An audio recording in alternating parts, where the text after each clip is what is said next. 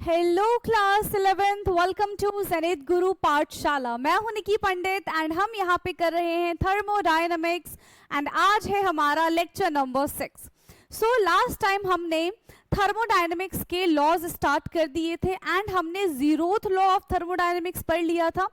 First law of thermodynamics भी हमने पढ़ लिया था, बट उसके मैथमेटिकल एक्सप्रेशंस को हमने रिप्रेजेंट नहीं किया। तो आज की क्लास में हम मैथमेटिकल रिप्रेजेंटेशन से करने वाले हैं स्टार्ट एंड आई होप कि आप सब तक मेरी आवाज एकदम क्लियर पहुंच रही होगी। Okay, so let's start. Mathematical expression, देखो इसमें हम एक सिस्टम लेते हैं, ठीक है। सिस्टम यानी कि जिसपे काम किया जा रहा है और ये क्या हो जाएगा, उसका एक बाउंड्री, ठीक है, और बाकी की चीजें क्या है, सिस्टम एंड सराउंडिंग, ठीक है। अब जब सिस्टम पे काम होगा, जब सिस्टम पे काम होगा, ठीक है, एक सिस्टम है उस पे काम किया जा रहा है, तो उसकी कुछ ना कुछ इंटरनल एनर्जी होगी। लेट्स सपोज कि इसकी जो इंटरनल एनर्जी है, इनिशियल इंटरनल एनर्जी,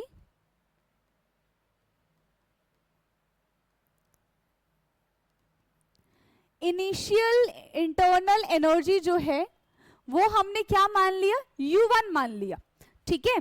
फिर वर्क हो गया, स्टार्टिंग में क्या इसकी एनर्जी थी, क्योंकि जब वर्क डन होगा, ठीक है, तो उसकी इंटरनल एनर्जी में चेंज आएगा, उसकी हीट में चेंज आएगा, राइट। तो पहले इंटरनल एनर्जी क्या थी, बाद में इंटरनल एनर्जी क्या है, उसके बारे में हम देखते हैं यहाँ पे। तो initial internal energy is U1 and final internal energy जो है वो हो जाएगा हमारा U2, ठीक है। अब हम ये देखेंगे कि सिस्टम पे काम किया जा रहा है या फिर सिस्टम के द्वारा काम किया जा रहा है। दो चीजें होती हैं। If work done on the system है, अगर work done on the system है तब तो हमारा प्लस में W हो जाएगा। And if work done by the system है, work done by the system, अगर work done by the system है तो हमारा -W हो जाएगा। ऐसे ही अगर ये सिस्टम हीट को एब्जॉर्ब कर रहा है, अगर ये सिस्टम हीट को एब्जॉर्ब कर रहा है, ठीक है, तो जो एब्जॉर्ब करता है वो क्या हो जाएगा, +Q। एंड अगर ये सिस्टम हीट रिलीज कर रहा है तो वहां पे हो जाएगा हमारा -Q, हीट रिलीज्ड। तब हमारा यहां पे क्या आ जाएगा, ये -Q आ जाएगा, ठीक है। Initial temperature U1, final temperature U2। अगर हीट एब्जॉर्ब कर रहा है तो +Q, अगर हीट रिलीज कर रहा है तो -Q। Work done on the system है तो +W, work done by the system है तो -W, ठीक है। अब फाइनल एनर्जी जो है, फाइनल एनर्जी किसके बराबर होगी, बता दो जल्दी जल्दी। फाइनल एनर्जी जो है वो किसके बराबर होगी, हाँ, फाइनल एनर्जी किसके बराबर होती है कि इनिशियल एनर्जी कितना हो रहा है, ठीक है, उसकी इनिशियल एनर्जी कितनी है, उस पे वर्क डन कितना किया जा रहा है, वर्क डन करने से हीट में क्या चेंजेस आ रहे हैं, उन सब का जब हम सम करेंगे तो हमें फाइनल एनर्जी मिल जाएगा, right. So final energy is equal to initial energy plus work plus heat. Final energy का रिप्रेजेंटेशन है U2 is equal to U1 plus W plus Q। जब हम कर रहे हैं, देखो ये कंडीशन किसके लिए, work done on the system and heat is absorb, system पे काम किया जा रहा है एंड हीट भी सिस्टम को मिल रही है, तब ये आएगा। U1 अगर उधर आ जाते तो U2 minus U1 is equal to W plus Q and del U is equal to W plus Q। तो यहां से हमारा एक फॉर्मूला बन गया, ठीक है, यहां से हमारा क्या बन गया, एक फॉर्मूला बन गया, that is change in internal energy is equal to sum of work done plus heat. ये कब है, जब हीट एब्जॉर्ब होगा and work done on the system है, राइट। ये कब की कंडीशन है, when heat absorb and work done on the system, जब हीट एब्जॉर्ब किया जा रहा है and work done on the system हो रहा है, तब ये हमारा केस आएगा, राइट। इसी में भी हमें काफी सारे केसेस डिस्कस करने हैं, जैसे कि हम केस 1 डिस्कस करेंगे if we have adiabatic condition. ठीक है, पहला केस क्या है, अगर हमारी कंडीशन कैसी है, इफ कंडीशन, अगर हमारी कंडीशन डायबिटिक है तब क्या हो जाएगा,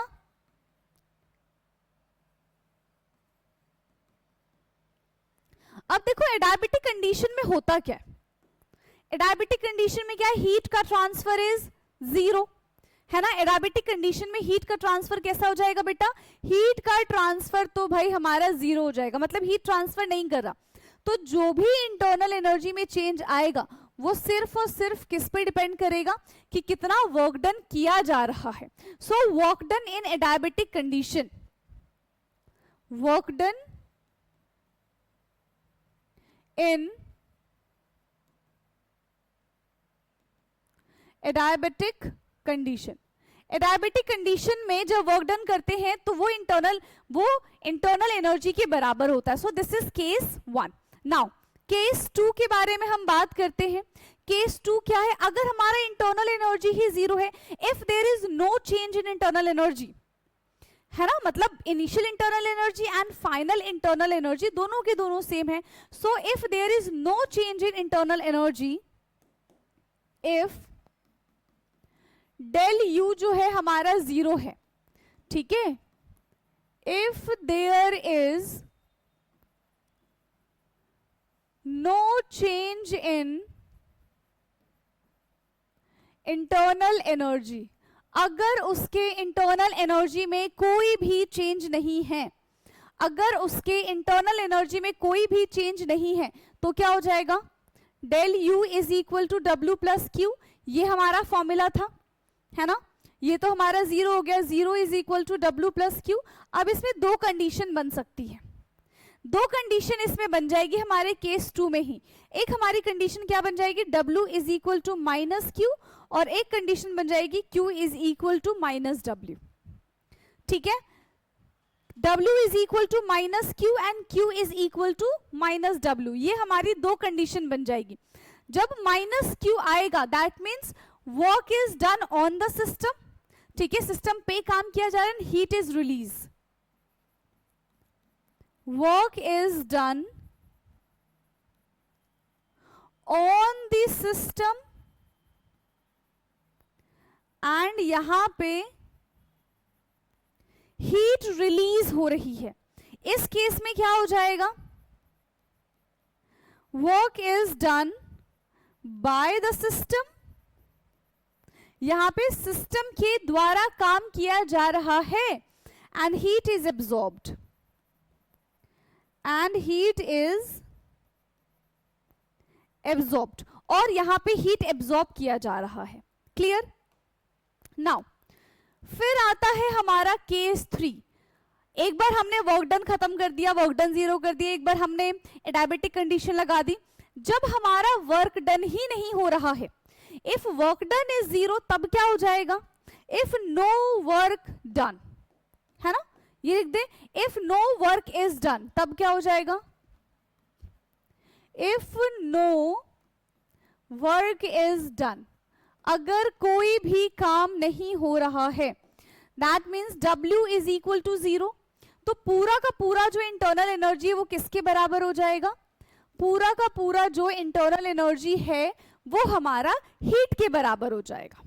ठीक है, पूरा का पूरा जो इंटरनल एनर्जी है वो हमारा हीट के बराबर हो जाएगा। एंड इसमें भी एक और चीज है, अगर जो हमारा Q हीट पॉजिटिव है that means U2 is greater than U1, ठीक है, और अगर हमारा Q नेगेटिव है that means U1 is smaller than, no, U1 is greater than U2। ठीक है, समझ में आया। इफ Q हमारा पॉजिटिव आता है, if Q is positive then U2 is greater than U1, ठीक है, तो यहां से हमारा डेल U पॉजिटिव है तो हमारी की पूरी जो वैल्यू है वो भी पॉजिटिव आ जाएगी, है ना।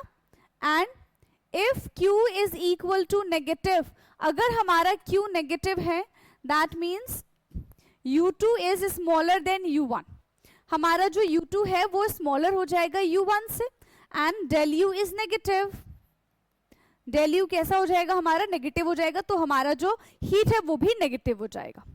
क्लियर? तो ये हमारी थर्ड कंडीशन थी। Now the condition fourth is, okay so यहां पे क्या हो जाएगा नेक्स्ट केस हमारा, if the system is in gaseous state, अगर जो हमारा सिस्टम गैसियस स्टेट में होगा, है ना, अगर जो हमारा सिस्टम गैसियस स्टेट में या फिर आइडियल गैस मान के चले उसमें होगा, है ना, गैसियस स्टेट और आइडियल गैस। फॉर्मूला क्या पढ़ा था हमने वर्क डन का बिल्कुल स्टार्टिंग में, क्या फॉर्मूला होता है वर्क डन का, work done is equal to minus P external into del V, work done is equal to minus P external into del V, ठीक है। एंड अगर हम वर्क डन का फॉर्मूला लिखे, है ना, अभी जो हमने लिख दिया, इससे पहले हम क्या पढ़ कर आए हैं, इंटरनल एनर्जी का फॉर्मूला पढ़ कर आए, यस और नो, क्या हम यहां पे उस चीज को अप्लाई कर सकते हैं, बता दो। वर्क डन की जगह क्या हम ये लिख सकते हैं, del U is equal to Q minus P external into del V, है ना, del U is equal to minus Q P external del V. क्या हम ये चीज लिख सकते हैं, यहां पे क्या होगा, गैसियस स्टेट में है, सो डेल वी जो है हमारा वो हो जाएगा जीरो, यानी कि no change in volume, del V zero है, इसका मतलब क्या है, नो चेंज इन वॉल्यूम। अगर जो यहां पे this is no change in volume, volume में यहां पे कोई भी चेंज नहीं हो रहा है, दैट मीन्स डेल यू यानी कि internal energy is equal to only and only Q. Internal energy सिर्फ और सिर्फ किसके बराबर हो जाएगी, इंटरनल एनर्जी सिर्फ और सिर्फ यहां पे क्यू माइनस, इंटरनल एनर्जी सिर्फ और सिर्फ किसके बराबर हो जाएगी, क्यू के बराबर हो जाएगी। अब यहाँ पे भी डिपेंड करता है कि ये हमारा पॉजिटिव क्यू है यानी कि work done on the system हो रहा है, या फिर यहाँ पे हमारा work done by the system चल रहा है। अगर पॉजिटिव है तो क्या हो जाएगा, हीट इज एब्जॉर्ब्ड, एंड अगर नेगेटिव है that means heat is released. So del U जो है वो क्यू के बराबर हो जाएगा। क्या इतनी बात समझ में आई है? अच्छा, एक जो इंपॉर्टेंट बात है, हर बार ना हमने एक चीज नोटिस की कि हम डेल यू निकाल रहे हैं with the help of work, with the help of heat, है ना, हम हमेशा क्या कर रहे हैं, वर्क डन को कैलकुलेट कर रहे हैं। So del U is always calculated, never be measured. ये चीज याद रखना, जो वर्क डन होता है वो हमेशा कैलकुलेटेड होता है, कभी भी हम उसको मेजर नहीं कर सकते हैं। Del U is always calculated, never be measured। ठीक है, हमेशा हम इसको कैलकुलेट करते हैं, कभी भी हम इसको मेजर नहीं करेंगे। एंड जो चीज कैलकुलेट की जाती है उसको हम क्या कहते हैं, उसको हम कहते हैं स्टेट फंक्शन। क्या कहते हैं उसको हम, state function. So as this is state function.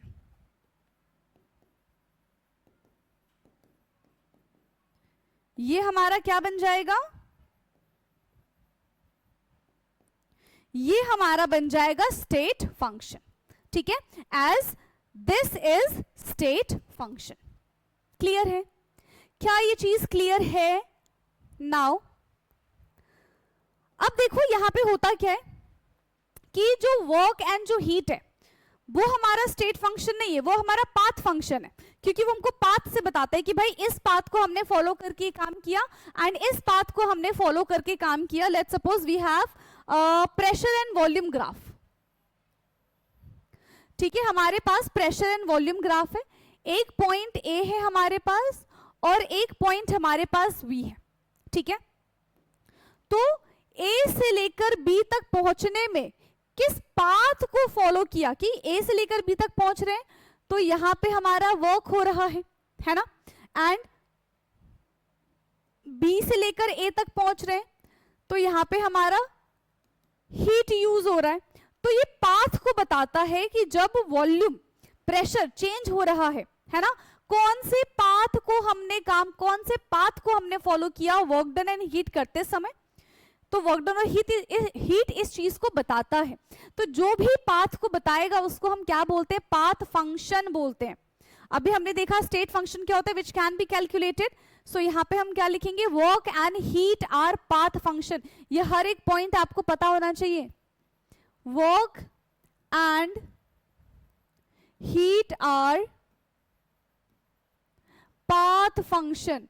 Work and heat जो है वो क्या होते हैं, वर्क एंड हीट जो है वो पाथ फंक्शन होते हैं, ठीक है।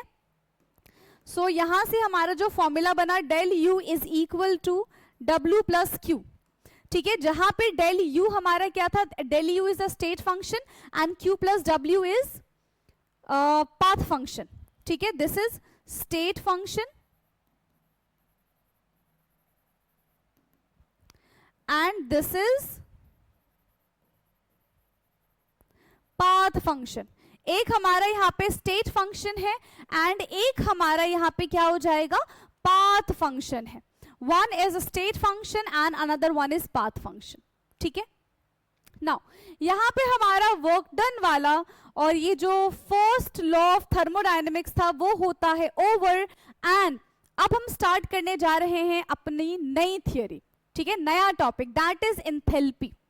Enthalpy is also called heat capacity, है ना। एंथैल्पी को हम क्या बोलेंगे यहाँ पे, एंथैल्पी को हम कहते हैं हीट कैपेसिटी। कि हीट कैपेसिटी का क्या मतलब है कि कितना हीट एक सिस्टम को दिया जाए, कितना हीट एक सिस्टम को हम दे, ठीक है, तो उसको हम क्या बोलते हैं, हीट कैपेसिटी बोलते हैं। So heat enthalpy is also called a heat capacity. Heat capacity is the heat given to a system to study heat change in a system where pressure is constant. Hence, a new function is introduced that is called enthalpy. तो यहाँ पे heat capacity क्या होता है? So heat capacity is the heat जो हम एक system को देते हैं, ठीक है। क्या स्टडी करते हैं हम यहाँ पे चेंज के बारे में स्टडी करते हैं जब प्रेशर हमारा कांस्टेंट होता है, ठीक है। तो उस वक्त हमें नया फंक्शन यहाँ पे इंट्रोड्यूस मिलता है, दैट इज कॉल्ड एंथैल्पी। उसको हम क्या कहते हैं, उसको हम कहते हैं enthalpy, and enthalpy is represented as H, ठीक है। याद रखना एंथैल्पी हमारा यहाँ पे क्या होता है, स्टेट फंक्शन है। व्हाट इज एंथैल्पी, एंथैल्पी भी यहाँ पे हमारा स्टेट फंक्शन है। जैसे इंटरनल एनर्जी हमारा स्टेट फंक्शन था। स्टेट फंक्शन का मतलब होता है जिसको हम कभी मेजर नहीं कर सकते, है ना। स्टेट फंक्शन का क्या मतलब होता है, स्टेट फंक्शन का मतलब होता है जिसको हम मेजर नहीं कर सकते, सिर्फ और सिर्फ कैलकुलेट कर सकते हैं। Clear. And it is also an extensive property. Okay, हमने क्या पढ़ा है, कब पढ़ा है एक्सटेंसिव प्रॉपर्टी के बारे में, एनी आइडिया?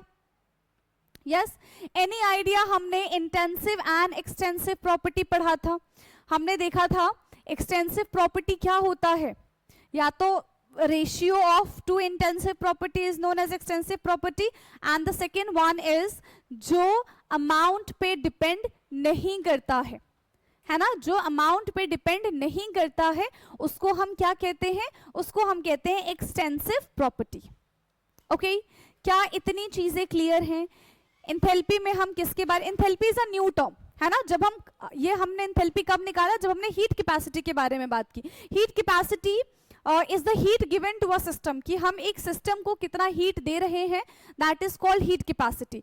यहाँ पे जो हम फॉर्मूले पे वर्क करेंगे that is H is equal to U plus PV, ठीक है। enthalpy is equal to internal energy plus pressure and volume. So enthalpy is the sum of internal energy and PV energy of a system. Enthalpy is the sum of internal energy and PV energy of a system. क्या इतनी चीज clear है? अच्छा, आगे जाके आप बोलोगे कि मैम फॉर्मूला बदल गया है। फॉर्मूला नहीं बदलता है, हम H और U को एज सच कंसीडर नहीं करते। क्यों? क्योंकि हम यहाँ पे चेंज के बारे में बात कर रहे होते हैं। ठीक है, हम यहाँ पे किसके बारे में बात करते? चेंज के बारे में बात कर रहे होते, तो हमेशा हम डेल H डेल U से चीजों को रिप्रेजेंट करते हैं।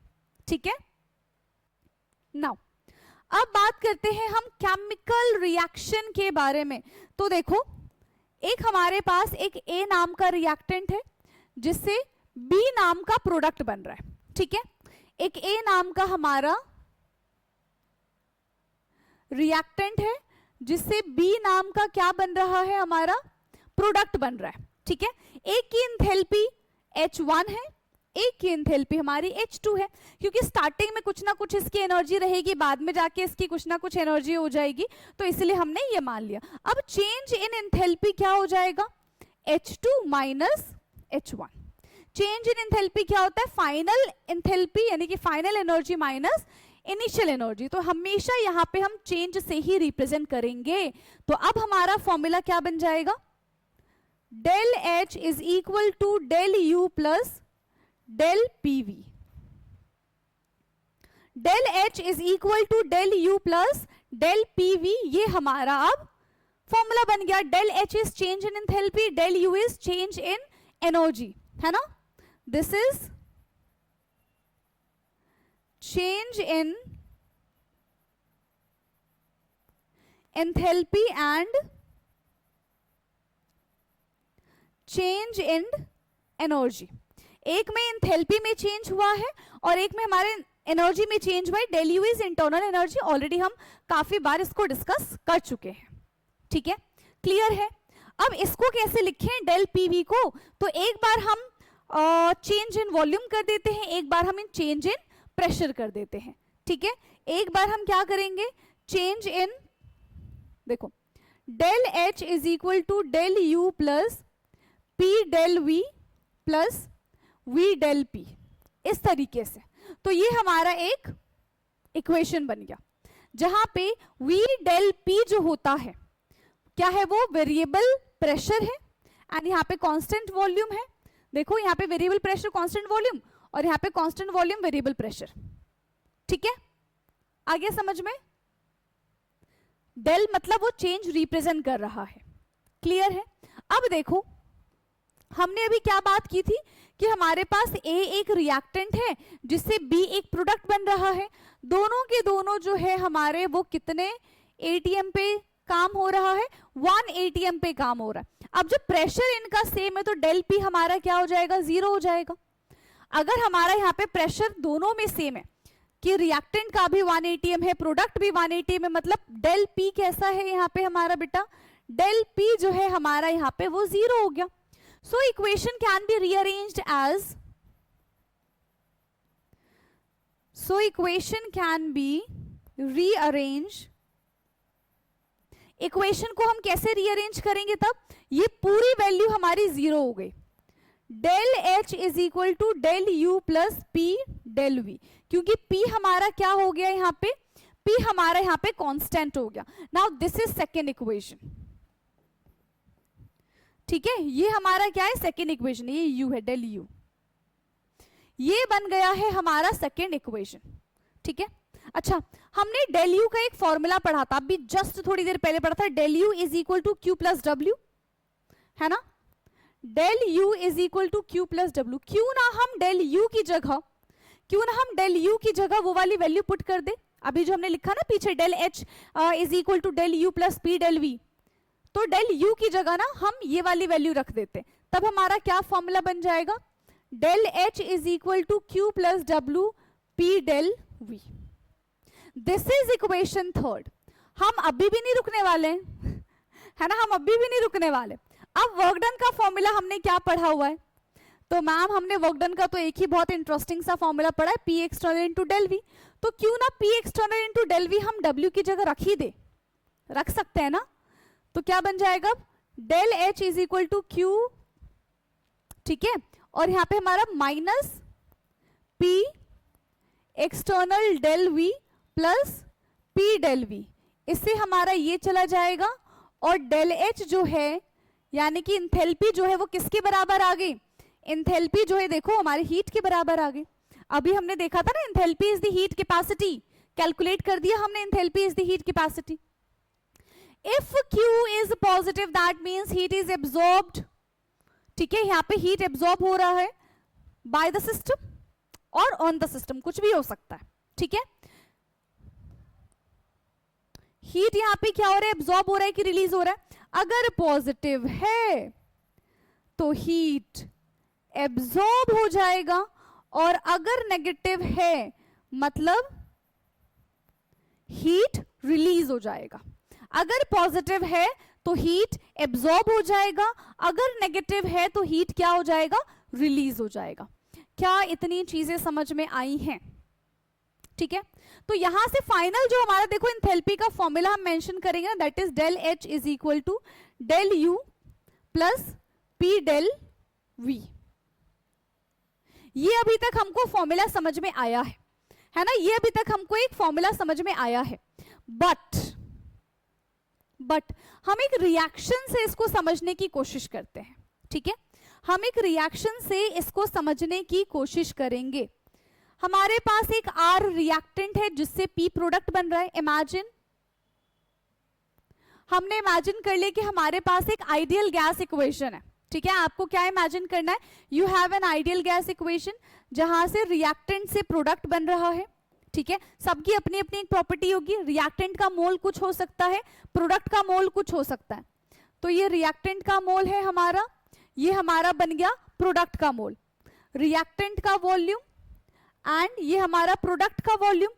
रिएक्टेंट का प्रेशर एंड प्रोडक्ट का प्रेशर हमने कैसा लिया है, कांस्टेंट प्रेशर पे काम हो रहा है एंड यूनिवर्सल गैस तो कांस्टेंट होता ही है। सो n is the number of mole, v is the volume at constant pressure, ठीक है। n is the number of mole, v is the volume at constant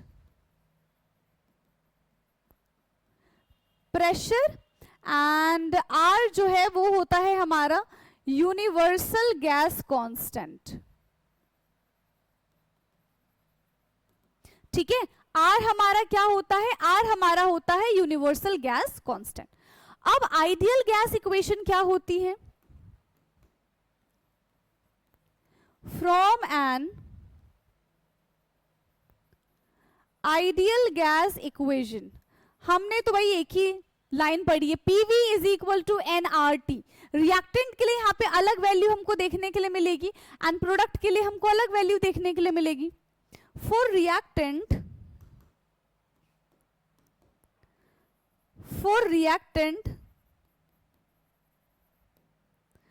PVR is equal to n, ठीक है, nRT ये हो जाएगा। PV is equal to nRT, this is for reactant, ये किसके लिए, रिएक्टेंट के लिए। ऐसा ही फॉर प्रोडक्ट हो जाएगा, for product PVP is equal to NPRT, ये हमारा प्रोडक्ट के लिए हो गया। This is second equation, this is third equation और ये हमारी थी फर्स्ट इक्वेशन, ठीक है। सारी इक्वेशंस हमने बना ली। नाउ 3 माइनस 2 कर देंगे हम, ठीक है। क्या कर देंगे हम, 3 माइनस 2 करेंगे, तब क्या बन जाएगा यहाँ पे, यस 3 माइनस 2 क्या हो जाएगा। थर्ड हमारा क्या था, प्रोडक्ट वाला है ना, थर्ड हमारा क्या था यहाँ पे, प्रोडक्ट वाला था। Now equation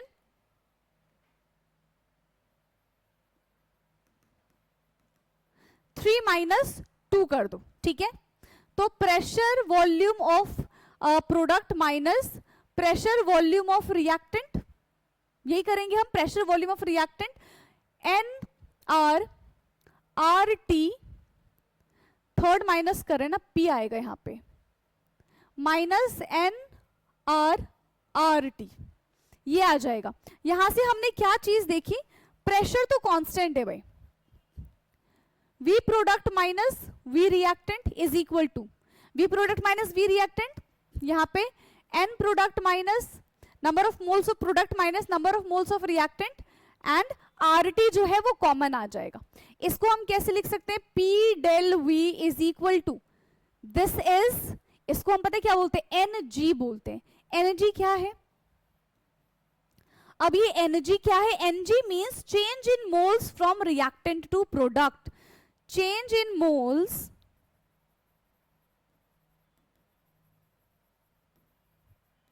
from reactant to product. Moles में कैसे चेंज आया है उसको हमने कैसे रिप्रेजेंट किया, Ng से रिप्रेजेंट किया। तो अब जो हमारा नया एंथैल्पी का फॉर्मूला बनेगा, अब जो हमारा नया एंथैल्पी का फॉर्मूला बनेगा, यहां से देखो हमने क्या निकाल लिया, P del V की वैल्यू निकाल ली है। हमने यहां से क्या किया, P del V की वैल्यू निकाल ली है, P del V की वैल्यू निकाली और यहां पे ये वैल्यू पुट कर दो। तो अब नया जो हमारा फॉर्मूला आया है एंथैल्पी का वो क्या आ गया, del H is equal to del U plus NGRT। क्या आ गया, del H is equal to del U plus NGRT। Ng is the number of moles of product minus number of moles of reactant, R is the universal gas constant and T is the temperature, ठीक है, and T is the temperature। अब यहां पे हम इनके कुछ conditions के बारे में बात करेंगे, ठीक है, यहां पे अब हम इनके कुछ कंडीशंस के बारे में बात करेंगे। फर्स्ट कंडीशन क्या है इनकी, no gas evolve in a reaction, कोई भी रिएक्शन में से गैस इवॉल्व नहीं हो रही है, पहली चीज, ठीक है, no gas evolve in a reaction, कोई भी गैस रिएक्शन में इवॉल्व नहीं हो रही। जब कोई भी गैस रिएक्शन में इवॉल्व नहीं होगी तो del H जो है वो किसके बराबर हो जाएगा, del U के। सिस्टम कैसा है हमारा, सिस्टम एकदम क्लोज है, वॉल्यूम कैसा हो जाएगा हमारा, एकदम जीरो हो जाएगा। For example HCl plus NaOH क्या बना के देगा, NaCl plus H2O। Number of volume की अगर हम बात करें तो ये भी हमारे पास 1 लीटर है, this is also 1 litre, 1 litre and 1 litre. Change in volume कितना हो जाएगा, del V is equal to 2 litre minus 2 litre यानी कि 0। चेंज इन वॉल्यूम हमारा कितना आ गया है, 0। So when there is no gas in the system there will be no loss of volume. अगर सिस्टम के पास गैस ही नहीं है तो कोई वॉल्यूम का लॉस नहीं होगा, ठीक है। If there is no gas in the system, if there is no gas in a system, then there is no loss of volume। तब यहां पे हमारा वॉल्यूम में कोई चेंज नहीं आएगा। सो P del V इज 0, यहां से हमारा क्या हो जाएगा, P del V जो है वो हमारा हो जाएगा यहाँ पे 0। और अगर जो P del V हमारा 0 हो गया, so enthalpy is equal to internal energy. Enthalpy जो है हमारा वो किसके बराबर हो जाएगा, एंथैल्पी हमारा इंटरनल एनर्जी के बराबर हो जाएगा, ठीक है। एंथैल्पी जो है हमारा वो इंटरनल एनर्जी के बराबर हो जाएगा, ठीक है। अगर रिएक्शन को हम क्लोज सिस्टम में कराएं, है ना, सेकेंड कंडीशन यहां पे क्या है, if reaction is taking place in a close vessels, if reaction is taking place in a close vessels, अगर रिएक्शन हमारा क्लोज वेसल्स में हो रहा है, अगर रिएक्शन हमारा क्लोज वेसल में हो रहा है तो क्या हो जाएगा, वॉल्यूम में कोई चेंज आएगा, अगेन हमारा del V जो है वो हो जाएगा 0। So del H is equal to del U। Again यहां पे हमारा जो del H है वो del U के बराबर हो जाएगा, ठीक है। अब नेक्स्ट कंडीशन यहां पे क्या है, थर्ड, अगर जो हम नंबर ऑफ मोल्स इक्वल रख दे, यानी कि रिएक्टेंट के पास जितने मोल्स हैं उतने ही मोल्स हमारे प्रोडक्ट के पास भी हो, तब क्या हो, if there is equal moles of reactant and product. If there is equal mole of reactant and product, तो जो हमारा NGRT था ना, NGRT फिर से हमारा जीरो हो जाएगा. सोचो क्या हमारा NGRT यहाँ पे फिर से जीरो नहीं हो जाएगा? एग्जाम्पल, यहाँ पे हम क्या एग्जाम्पल ले रहे हैं? H2 plus Cl2 give 2HCl. ये हमारा 1 लीटर है, ये हमारा 1 लीटर है. और 1 लीटर क्यों ले रहे हैं हम? 1 मोल लेंगे ना. ये हमारा 1 मोल है, ये हमारा 1 मोल है, but product is again 2 mole. Product हमारा यहाँ पे कितना है? प्रोडक्ट तो यहाँ पे हमारे पास 2 मोल है ना. सो n product minus n reactant, यानी कि 2 माइनस 2 यानी कि 0. सो डेल Ng, ठीक है, जो है हमारा वो क्या हो जाएगा? 0 हो जाएगा. And the formula is del H is equal to del U plus del NGRT. तो यहां से हमारा del H is equal to हो जाएगा del U. कब? जब हम सेम मोल्स के भी रिएक्शन करेंगे, सेम मोल्स का भी हमारा रिएक्शन होगा, तो भी हमारा enthalpy is equal to internal energy. ठीक है, तो भी हमारा एंथैल्पी जो है वो इंटरनल एनर्जी के इक्वल आ जाएगा. लेकिन अगर इसी में 2 केस और बन सकते हैं. If number of moles of product is more than the number of moles of reactant, तब हमारा क्या हो जाएगा? Enthalpy is greater then internal energy. ठीक है, तब उस केस में क्या हो जाएगा? Enthalpy is greater then internal energy. क्या इतनी बात क्लियर है? तो 2 केस फटाफट से हम पढ़ते हैं इसको, एंड देन हम इसको आज के लिए फिर कर देंगे एंड. सो 4th केस क्या है? If NR is smaller than NP, number of moles of product is greater than number of moles of reactant. ठीक है, तो Ng जो है हमारा वो हम कैसे निकालेंगे? NP माइनस NR, और Ng की वैल्यू हमारी कैसी आ गई? यहाँ पे पॉजिटिव आ गई. Ng की वैल्यू हमारी यहाँ पे क्या आ गई? पॉजिटिव आ गई. यानी कि जो डेल H है वो del U plus del NGRT के बराबर है. मतलब ये जो है वो इसके सम और इसके सम के बराबर है ना. ये जो है वो इसके सम और इसके सम के बराबर है, राइट. लेकिन अगर सिर्फ हम इन दोनों को कंपेयर करें, डेल H और डेल U को कंपेयर करें, तो हमें क्या दिखेगा?